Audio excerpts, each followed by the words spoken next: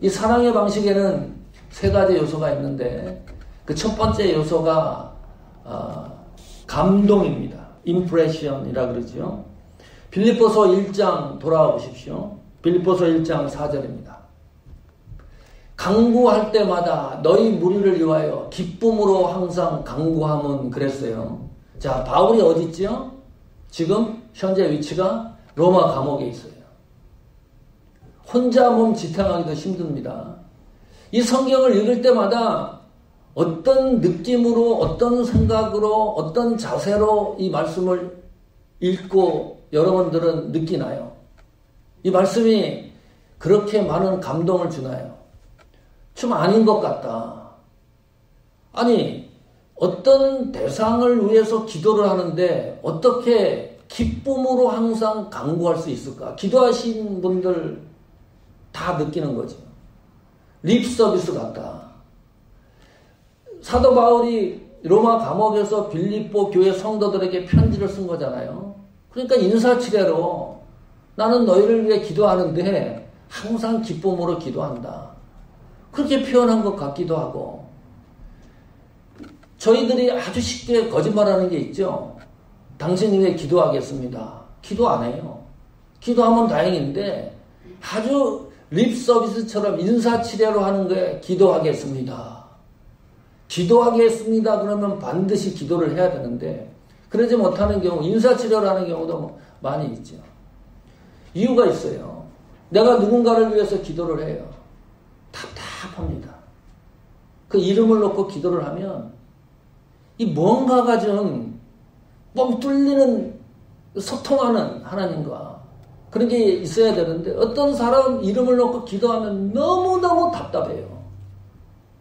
꽉 막힌 기분, 기도를 하고 있는데 한 발자국만 더 믿음으로 뛰면 하나님이 주시는 놀라운 기이한 은혜를 체험할 수가 있는데 이걸 못 넘는 거예요. 그러니까 기도하는 사람은 얼마나 답답하겠어요. 너무너무 답답해요. 기쁨으로 항상 기도하는 게 아니라요, 너무 답답한 심정을 갖고 기도한다. 기쁨으로 항상 기도한다는 게 쉬운 게 아닙니다. 누군가를 위해서. 이게 왜 힘드냐, 또 이유를 대볼까요? 또 당하는 사람이, 기도를 하는 대상이 어려움이 있어요. 사건, 사고가 일어났어요. 너무 힘들어해요. 너무 지쳐하고 너무 괴로워해요. 이걸 막 극복할 수가 없는 그런 상황까지 이르러요. 거기에 가가지고 기뻐하라고 얘기할 수도 없고 기도하는 그 사람의 심정이 애가 타는 거예요. 무슨 기도를 하겠어요? 힘든 사람을 놓고 무슨 기도를 하겠어요, 여러분? 믿음이 흔들리지 않게 하옵소서. 이 기도밖에 할 수가 없어요. 그것까지 흔들리면 큰일 나는 거니까. 성도가 그것이 마지막 보류이니까. 아무리 어려워도 믿음이 흔들리지 말아야 되는데 그 믿음이 흔들려 버리면 너무나 절망적이니까 기도할 내용도 없고 아무것도 없어요. 믿음이 흔들리지 않게 하옵소서. 또 이유가 있습니다. 항상 기쁨으로 기도할 수 없는 이유가 그 사람이 나하고 적대 관계에 있는 사람이에요. 내가 싫어하는 스타일, 싫어하는 사람입니다. 미워하는 사람입니다. 나한테 상처를 줬어요. 그런 사람 놓고 기도한다는 게 항상 기쁨으로 간구하는 것이 가능합니까? 거의 불가능해요. 이렇게 될 수가 없어요. 그런데 사도 바울은 기쁨으로 항상 간구한다. 이것이 가짜가 아니고 진짜라고 한다면 무슨 이유가 있을 것이다. 이렇게 말하는. 게다가요, 더 기가 막힌 것은 빌립보서 1장 3절입니다. 내가 너희를 생각할 때마다, 이 문장도 잘 보십시오. 나의 하나님께 감사하며, 여기는 한술 더 떠요. 그 대상을 위하여 항상 기쁘고 마음으로 기도를 하는데 생각을 한다는 거죠. 성도를 생각하면서 기도하는 거예요. 기억하면서 기도하는 겁니다. 그런데 거기서 항상 기도하는 그 수준에 머무는 것이 아니라 그 기도의 내용이 하나님께로 향하고 있다.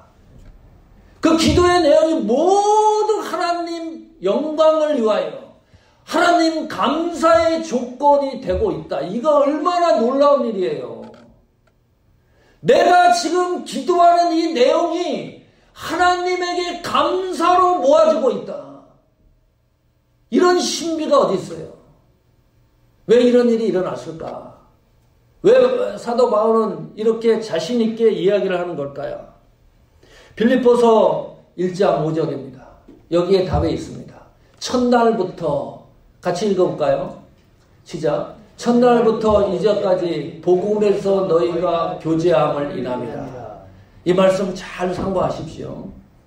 다른 이유가 아니라 복음 안에서 교제하기 때문입니다. 요즘 교인들 복음 안에서 교제하는 거 싫어합니다. 세상이 자꾸 그렇게 만듭니다. 교회 안에서도 마찬가지입니다. 가능하면 복음 밖에서 교제하기를 원합니다. 복음 안에서 교제한다는 말은 기도를 통해서 교제하는 거예요. 찬양을 통해서 교제하는 거예요. 예배를 통해서 교제하는 겁니다. 신방을 통해서 교제하는 거예요. 사역을 통해서 교제하는 거예요. 선교를 통해서 헌신을 통해서 교제하는 것, 그것이 복음 안에서 교제하는 겁니다. 적어도 이 사도 바울은 빌립보 교회 성도 한 사람 한 사람 한 사람을 놓고 기도할 때 왜 이렇게 항상 기쁨이 있었느냐? 왜 이렇게 그 기도의 정황이 하나님에게 감사로 모아지고 있느냐? 이유가 있어요. 복음 안에서 교제를 하는데 각 사람들이 감동의 스토리가 있는 겁니다. 무슨 말인지 이해하시죠? 힘들어요. 지치고 어려운 가운데 있는데 그 성도가 신앙으로 믿음으로 이겨내려고 하는 감동의 스토리가 있는 거예요. 그 상대를 놓고 기도를 하면 눈물이 나고 내 속에 감동이 일어나는 것은 그 성도가 너무 슬프고 그 당한 것이 분하고 억울해서 동참하는 그런 감정이 아니라 하나님에게 그 믿음으로 이겨나가는 그것 때문에 기쁨과 감사가 넘치는 거예요. 성도 여러분, 감동의 스토리를 쓰십시오. 그래야 우리가 항상 기쁨으로 기도할 수 있습니다. 그 기도는 반드시 하나님에게 감사로 모아집니다.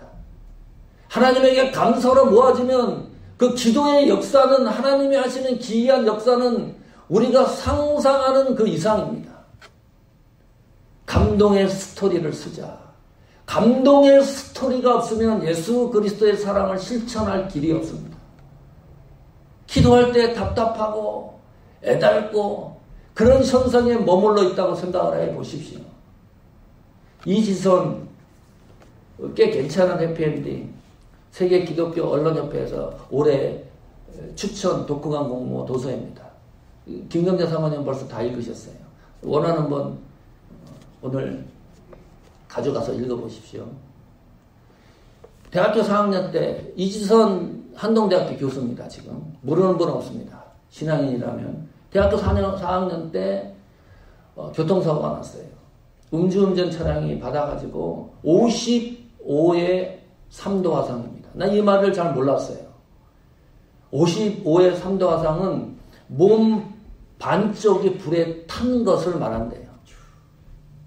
너무 거의 살 수 없는 상황이었습니다. 40번 이상 수술을 했대요. 피부, 온몸에 자기 가지고 있던 피부를 뜯어다가 얼굴에 붙이고, 지금은 40번 이상 수술을 또 계속 해야 되잖아요. 카운트를 안 한대요. 이제는 언제 어떻게 또 수술을 해야 될지 모르니까. 인조 피부를 갖다 붙였는데 이거 막 녹아내리기도 하고. 그 얼굴을 처음에 보면 섬뜩할 수가 있어요. 그 정도로. 그런데 이지선 한동대학교 교수님이 그 교통사고 나고 이후부터요, 감동의 스토리를 써요. 사람들에게 하나님의 특별한 은혜의 감동을 선물하기 시작을 하는데요. 걷잡을 수가 없습니다. 자기가 사고 난 것은 우리는 보통 사고 났을 때 어떻게 표현을 해요? 사고 당했다. 이렇게 말하죠. 어느 날 나는 사고를 당하는 것이 아니라 사고를 만났다. 책에도 그렇게 얘기하고 간증할 때도 그렇게 얘기를 해요. 사고를 당했다 그러면 이 속에 피해자로 사는 거잖아요. 내 인생 이렇게 망쳐놓은 걸 용서할 수가 있습니까? 도저히 용서가 안 되는 겁니다.